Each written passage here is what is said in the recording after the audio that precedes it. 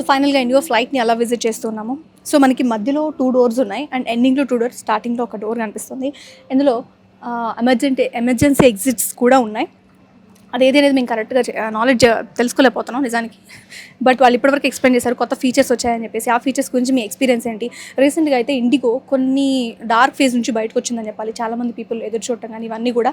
But వాళ్ళు comeback అవుతూ కొత్త కొత్త ఫీచర్స్ కోసం ట్రై చేస్తున్నారు. ఇండిగో ఎప్పుడు కూడా పీపుల్కి దగ్గరగా ఉంటుంది, లేకపోతే తక్కువ ప్రైజెస్తో ఒక గుడ్ ఎక్స్పీరియన్స్ ఇస్తుంది అని ఒక పాజిటివ్ పాయింట్ కూడా ఉంది.